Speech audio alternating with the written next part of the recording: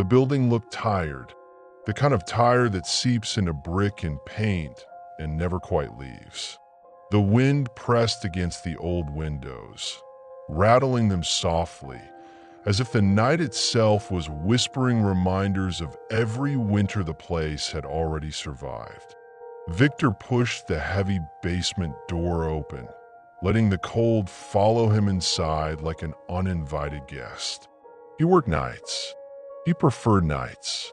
No phones ringing, no supervisors hovering, no neighbors asking when it would finally get warm.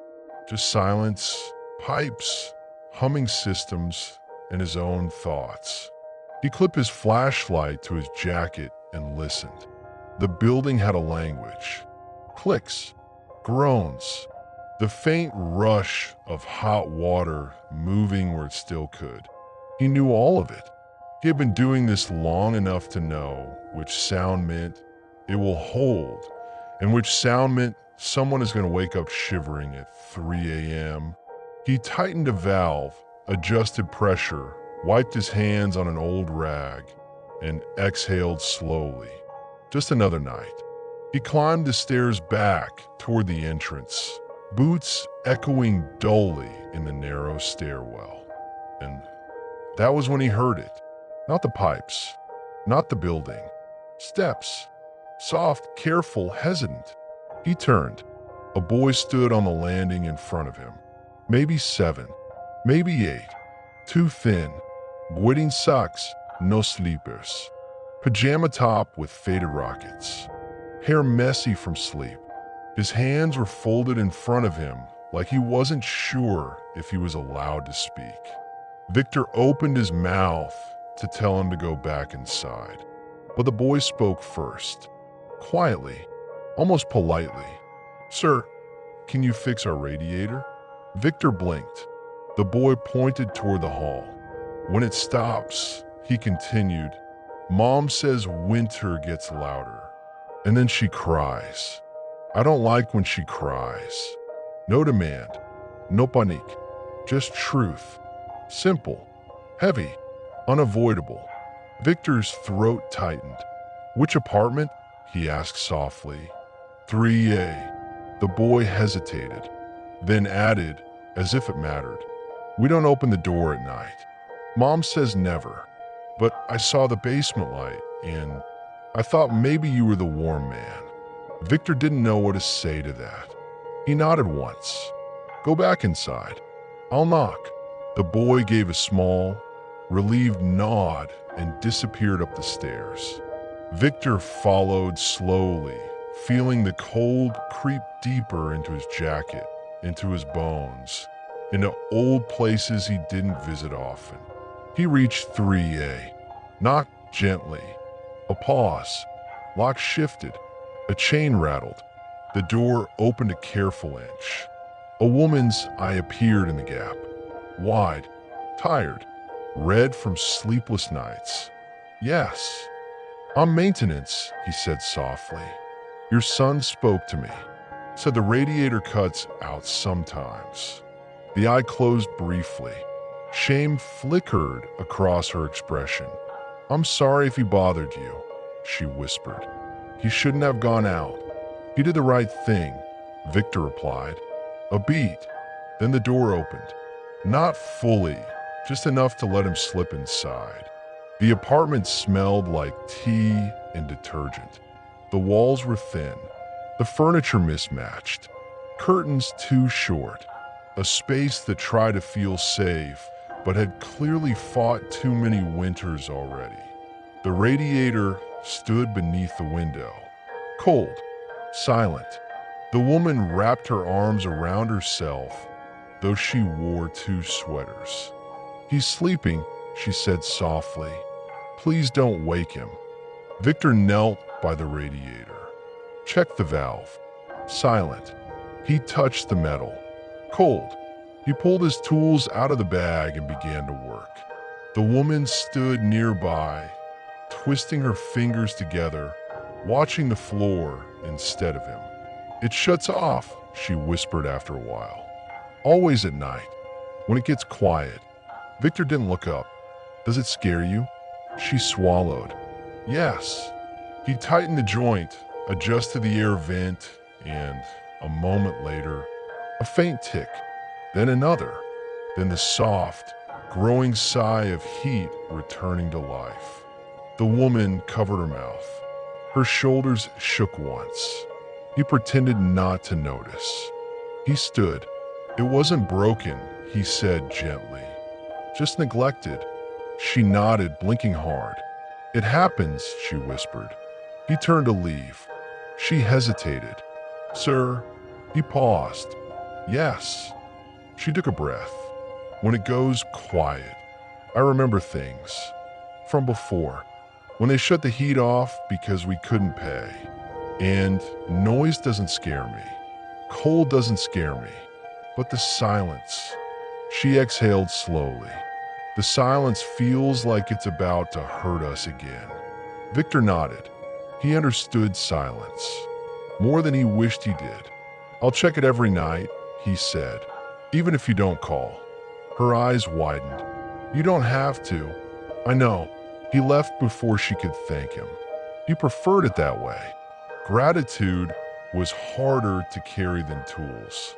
And outside, the wind howled through broken gutters like winter laughing through teeth. But inside 3A, the radiator whispered softly. Alive, present, warm. The next night, the city looked different. Snow had settled on the roofs, muting everything beneath it. Streetlights cast long amber halos across the sidewalks, and breath turned into small ghosts that vanished too quickly. Victor parked the truck 2 streets away. He did that on purpose. He never liked when people noticed patterns, never liked questions. It was easier to stay invisible, easier to be mistaken for someone passing through. He walked with his collar pulled high, gloved hands buried deep in his pockets. By the time he reached the building, he already knew something had changed. Not from the radiator, from the silence. Some silences are empty. Some silences are afraid. This one was waiting. He went downstairs first, out of habit. Checked the gauges. Pressure steady. Heat flowing. Everything was fine. He almost left. He told himself, they're warm. That's enough. Go. But as he turned toward the exit, a memory surfaced without permission. A kitchen years ago. A table. A cup of tea growing cold. A woman sitting across from him, staring at the wall while the heater clicked off for the last time. He shook it away, climbed the stairs. He didn't knock this time. He listened. From inside 3A, faint voices filtered through the door. The boy and his mother. It stopped again, the boy whispered. He sounded calm, too calm for his age. I know, the mother answered softly. It'll come back. It's quiet. Yes, I hate quiet. A pause, then the soft sound of someone trying to breathe normally while not crying. Victor knocked once. The chain slid. The door cracked open. This time, the woman didn't hide as much. Her hair was tied back loosely. A blanket wrapped around her shoulders. There were deep exhaustion marks under her eyes, the kind only fear creates. Oh, she whispered. It's you. He nodded. Just checking. She stepped aside. The radiator was indeed quiet again. Not off, just stalled. Trapped air. Old building. Patterns that repeat. Victor crouched again. The boy sat cross-legged on the couch, hugging a pillow. He watched silently. Victor loosened the valve, listening as the trapped air hissed out. After a moment, warmth returned, filling the room like a slow exhale. The boy smiled just a little. Then he said something unexpected. Thank you for staying. Victor paused. I didn't stay, he replied gently. I just came back. The boy shook his head. No, People who leave forever don't come back. The room went still. The mother turned away, pretending to arrange cups on the counter. Victor focused on the radiator again, though the metal no longer needed his attention. "What's your name?" he asked quietly. The boy straightened a little. "Tim." "Hello, Tim." "And you?" the boy asked. He hesitated. Names create connections. Connections create expectations. Then finally, "Victor." Tim repeated it under his breath, as though committing something important to memory. Victor tightened the last screw and stood. "Now," he said softly, "when you hear silence, wait 15 seconds. It's just the system breathing." Tim nodded seriously, like a soldier being given instructions. The mother placed tea on the table. "For you," she said. He shook his head. "I can't." "Please," she whispered. "Just sit. 1 minute. I don't like drinking alone." Something inside him resisted. He didn't sit in strangers' houses. He didn't share tables anymore. But she said it so gently, without pleading, without debt. He sat. Steam rose in thin ribbons. They didn't talk about anything heavy. Not at first. Weather, school, work. Only after a few minutes did she ask, "You always work at night?" He nodded. "It's easier to fix things when no one is watching." She smiled faintly. "I guess that's true for people too." Tim spoke again. "If it breaks, will you still come?" Victor took a breath. "Yes, even if we don't pay." His chest tightened. "You don't pay me," he said softly. "You stay warm." "That's enough." Tim relaxed, leaning back into the couch. He was asleep within minutes. The woman finally exhaled. "When it falls silent," she whispered, "I feel like the past is in the hallway again." Knocking. Victor looked at her. He didn't ask for details. He didn't offer comfort. He simply said, "Then let there be sound." He stood, adjusted his gloves, nodded, and left. Out in the night again, the wind stung his face. Snow drifted sideways, whispering across the pavement. He walked slowly this time and realized something that unsettled him more than broken pipes ever could. He cared, not about the radiator, about the silence, about the boy who learned to be older than his age, about the woman who couldn't sleep because memories didn't let her. And caring meant risk. He hated risk, but the next night, and the one after that, and the one after that, he still returned. Sometimes he fixed things. Sometimes he just listened to the building breathe. Sometimes he stood outside their door without knocking, just making sure warmth remained. No one knew. No one thanked him. No one had to. He wasn't doing it for gratitude. He was doing it because somewhere along the line, life had taken something warm from him too. And this, maybe, was the only way he knew how to steal a little of it back. Snow kept falling for days. Not heavy, not dramatic, just steady. Like time itself, refusing to rush. The city adapted. Windows glowed softer. Roads narrowed. Footsteps turned careful. People hurried between places. But Victor's nights stretched longer. The dispatch called less often. Old buildings, however, they never sleep. They remember. Pipes remember winters they almost didn't survive. Walls remember arguments. Floors remember the weight of worry. He knew this building now, knew the shape of its fears. He walked the basement corridors like a quiet doctor who learned every heartbeat by touch. Metal hummed under his gloves. The steady whir and occasional clicks sounded almost like breathing. Not machines, lives. Above him, somewhere he heard a laugh. A child. Brief. Light.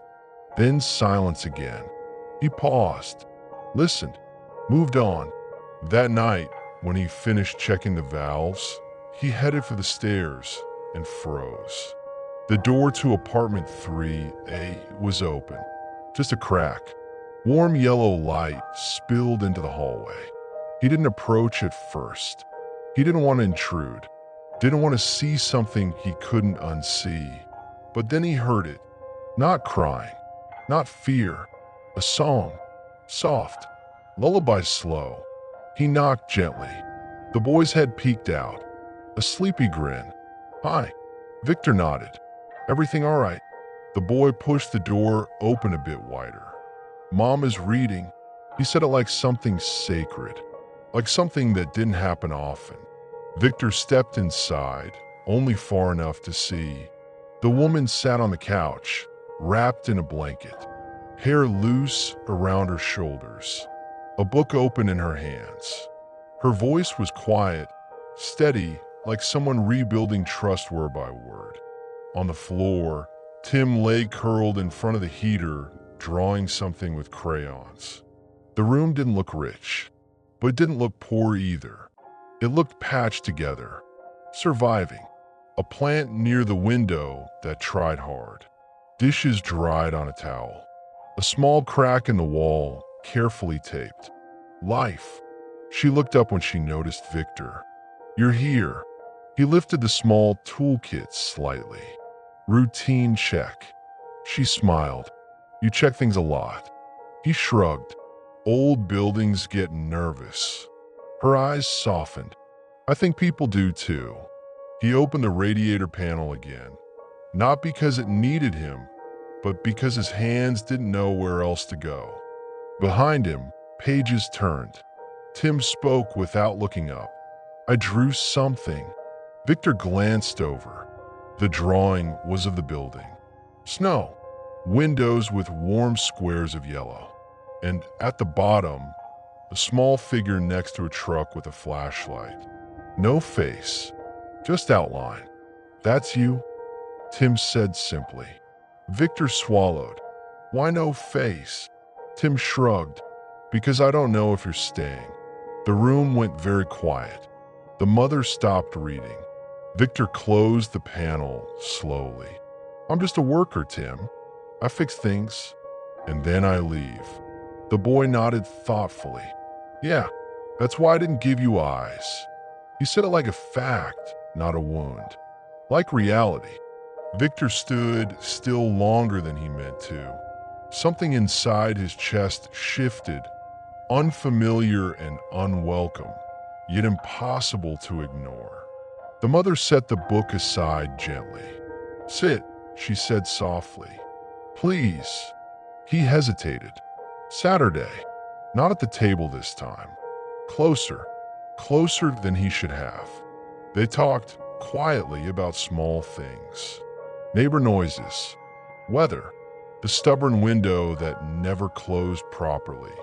At some point, she laughed. And when she laughed, he realized it wasn't the laugh of someone carefree. It was the laugh of someone who learned to find light in narrow cracks. "Can I ask you something?" she said after a while. He nodded. "How long have you been doing this?" He thought. "Long enough." "Do you sleep in the day?" "Sometimes." "Don't you get lonely?" He didn't answer at first. Then, loneliness is quieter than broken pipes, easier to ignore. She studied him carefully, not intrusive, not curious, just seeing. "I'm Elena," she said. He nodded once. A name now lived between them. She hesitated, then spoke, voice low. "Tim's father used to say winter makes people honest.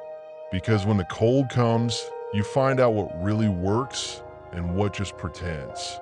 She looked toward the radiator. He pretended a lot. Silence landed gently. She didn't go further. She didn't have to. Victor understood enough. Silence wasn't just quiet to her. It was memory. It was the sound before shouting, before slammed doors, before heat disappearing because someone forgot, again to pay. He looked at Tim, now asleep on the rug. He spoke softly. Radiators aren't alive. They don't decide. They're just scared of old pipes. She smiled faintly. That's how you see it. That's how I understand it. She leaned back. So, when it goes quiet, what is it doing?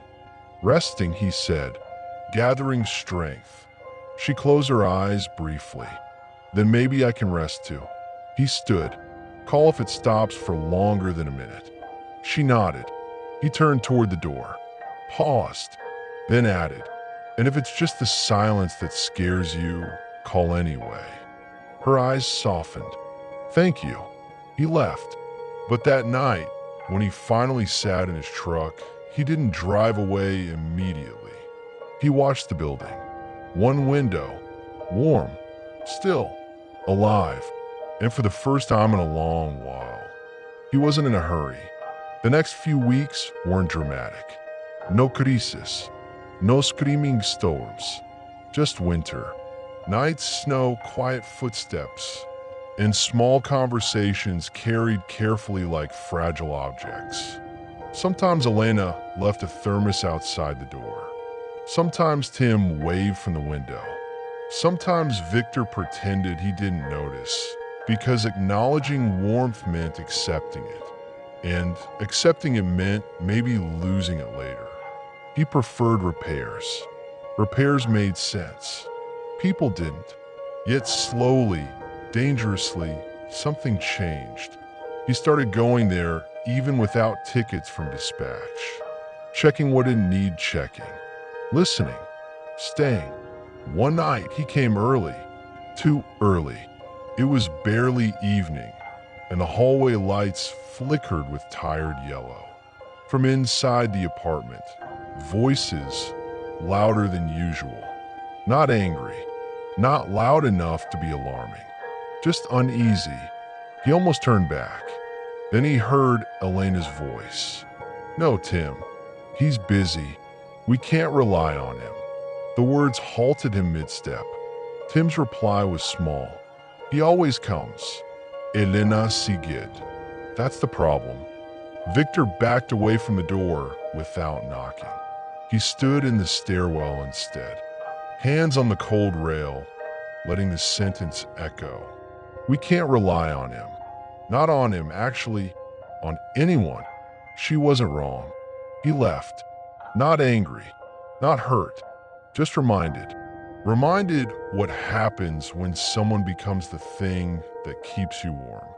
Eventually, something breaks, and winter returns. He drove the rest of his route that night faster than usual. Worked harder, avoided thoughts, pretended the building was just another address. Pretended names didn't matter. Until midnight, the call came in, unregistered, unknown number. He almost ignored it, then answered. Silence. Then the quietest whisper. Victor, Tim. He straightened instantly. Yes, it's not the radiator. He swallowed. What is it? A breath. Small, fragile. Mom's shaking again.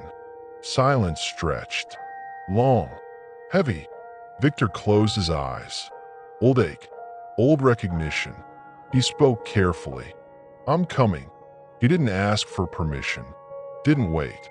Just drove fast through narrow winter streets where headlights cut tunnels through falling snow.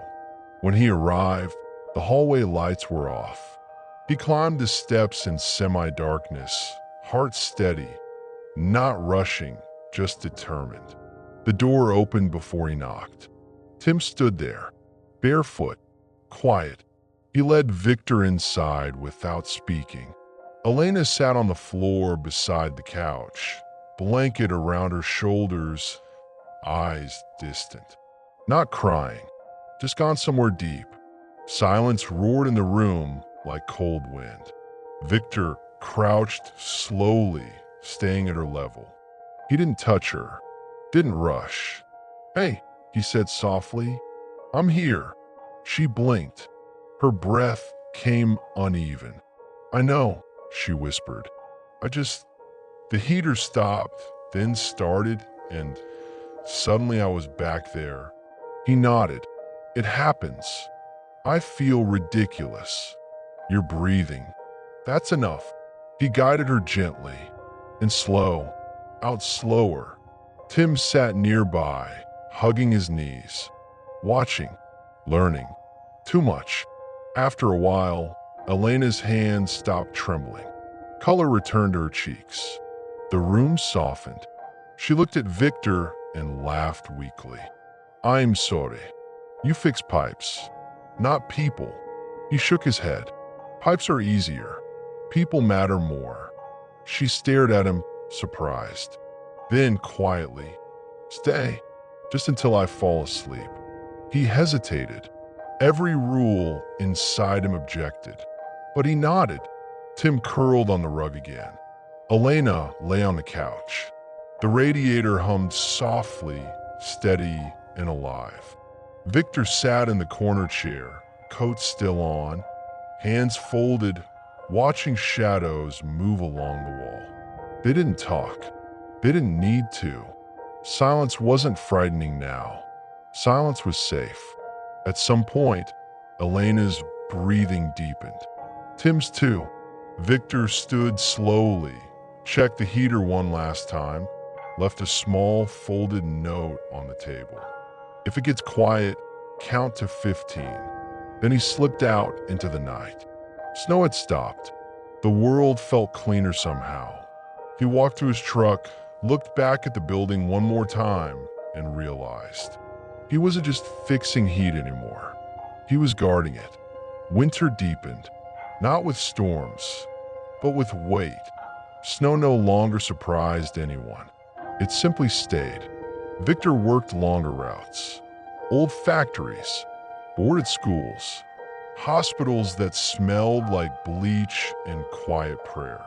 But every night, when his schedule ended, his feet, without asking, took him back to the same building. Not as a savior, not as family, just as someone who refused to let the dark swallow another home. He started noticing little things. A new mug on the table, a fixed curtain, a faint watercolor painting taped near the fridge, Tim's. 3 figures. A couch, yellow light. He never asked who they were. He already knew. The night the city cracked. Dispatch Hali Sunde d'urgence. Their voices were trained to be calm, neutral. But at 1:12 a.m., the tone changed. "Victor, Block 17. Major pressure drop. Old system. Possible collapse. Your closest." Pressure drop meant one thing. Heat dying. Whole sections of buildings going dark. Old metal snapping like brittle bones. He checked the map. Block 17. Elena's building. He didn't answer right away. Then, on my way, he drove harder than usual. Fast but focused. Not reckless. Streets glistened with frost. Factories slept. Dog barked somewhere far away, like echoes.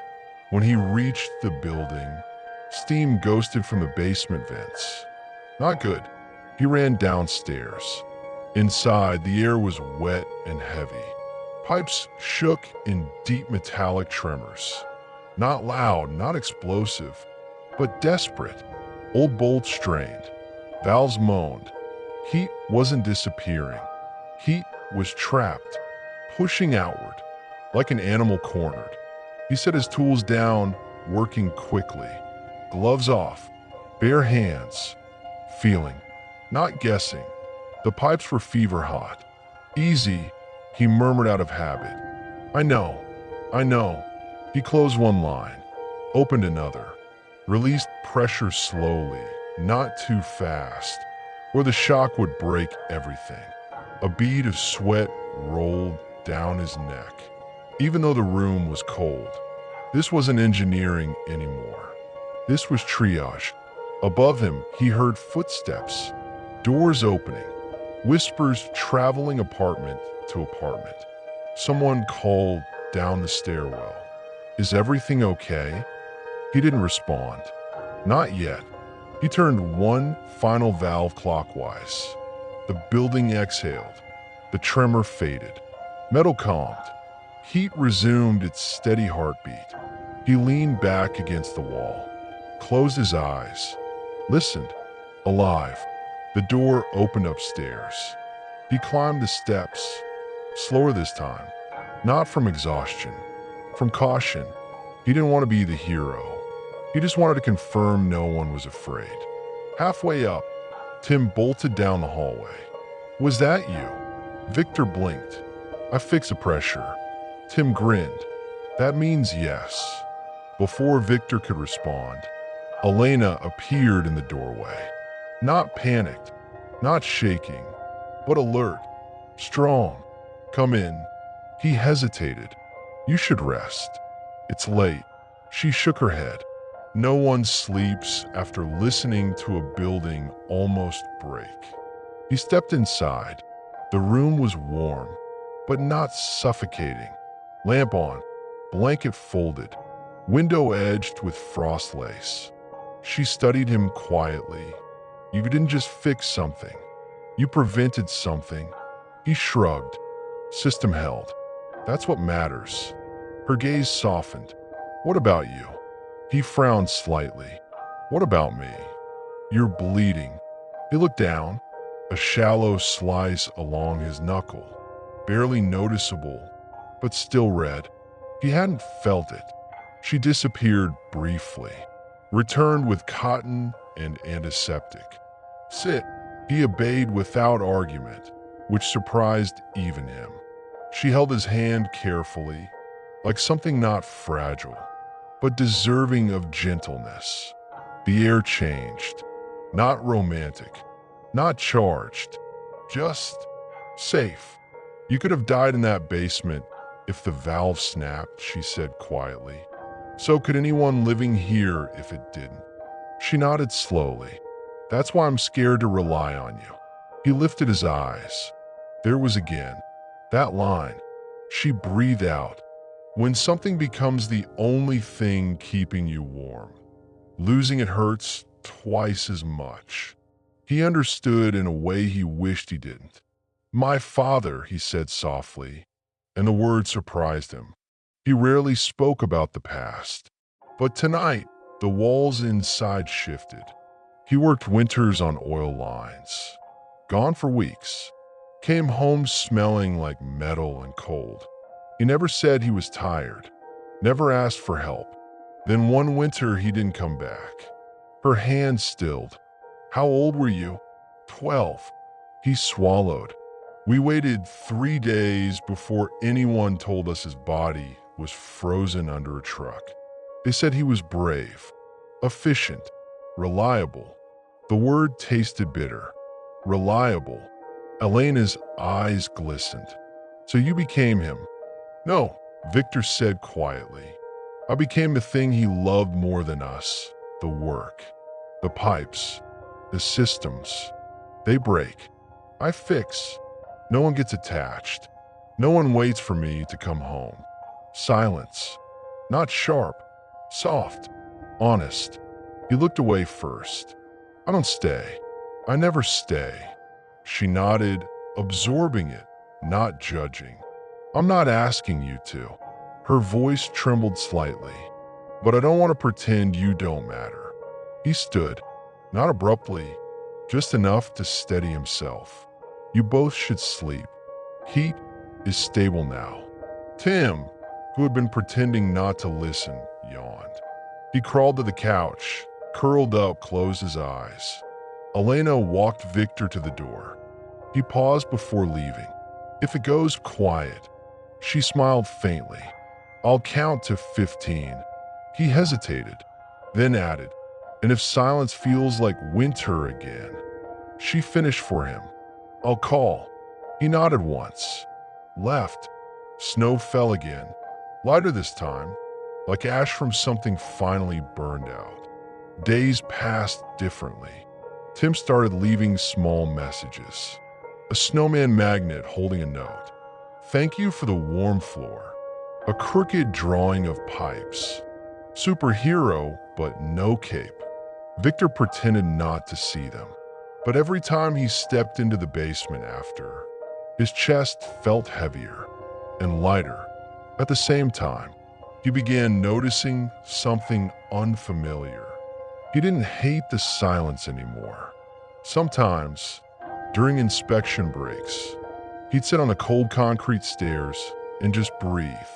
No dispatch, no alarms, no panic, just his heartbeat and the slow, patient hum of the city surviving winter. He thought of his father, not as a statue, not as a ghost, as a man, tired, flawed, trying, maybe too scared to admit he was scared. For the first time, Victor didn't feel angry. He just wished someone had stayed with him during the quiet. The letter, it came through dispatch. Not common. A handwritten note, enclosed with a maintenance report. He almost tossed it aside until he recognized the handwriting. Careful, upright, determined. Elena. He unfolded it. There weren't many words. Thank you for staying when you didn't have to. Not in the apartment. In our lives. If one day you disappear, leave a note on the table. Not so we don't get cold. So silence doesn't feel like winter again. He read it twice. 3 times. Folded it carefully. Tucked it into the pocket inside his coat. He didn't answer. Didn't knock on their door that night. Didn't bring hot tea. He just kept working. But something fundamental shifted. He no longer imagined himself as a ghost passing through tunnels of other people's breathing. He existed, and someone would notice if he vanished. It was terrifying and strangely comforting. The coldest night of the season arrived without warning. No wind, just a stillness that felt ancient. Even the city seemed to whisper. Hold on. Victor checked building after building, valves shining like tired soldiers. Nothing failed. No alarms. Only stars, sharp and endless above rooftops. He finished earlier than expected. He could have gone home. Instead, he found himself climbing the familiar stairs again. Slowly, as if each step asked permission. He reached 3A, lifted his hand, paused, not because he doubted the welcome, because he finally understood. He didn't want to knock only when something was broken. He knocked anyway, gently. The door opened almost immediately. Tim, with messy hair and a blanket draped like a cape. Victor Roblia. Elena appeared behind him. No surprise, just warmth. You're early tonight. He nodded. System is holding everywhere. That's good news. He hesitated. May I? She stepped aside. Of course. The apartment felt different. Same furniture, same cracks, same little life. But the air carried something quieter than fear. Peace. They drank tea. Tim showed him a new drawing. 3 figures sitting on the floor, near a radiator, with stars outside. All 3 had faces this time. He didn't comment. He didn't need to. Later, when Tim fell asleep, Elena dimmed the lamp. They sat in half light. Not too close. Not far. Do you miss him? She asked suddenly. Your father. Victor exhaled slowly. I miss what I wanted him to be. She nodded. And now I want to learn how not to disappear like he did. Silence again. Different now. Full. She looked toward the radiator. It stopped earlier tonight. Only for a second. I didn't panic. He smiled slightly. Counted? Yes. She paused. But then I did something else. What? She looked at him gently. I reminded myself you exist. Not as a miracle. Not as a crutch. just as someone who comes when he can and stays when he chooses. His throat tightened.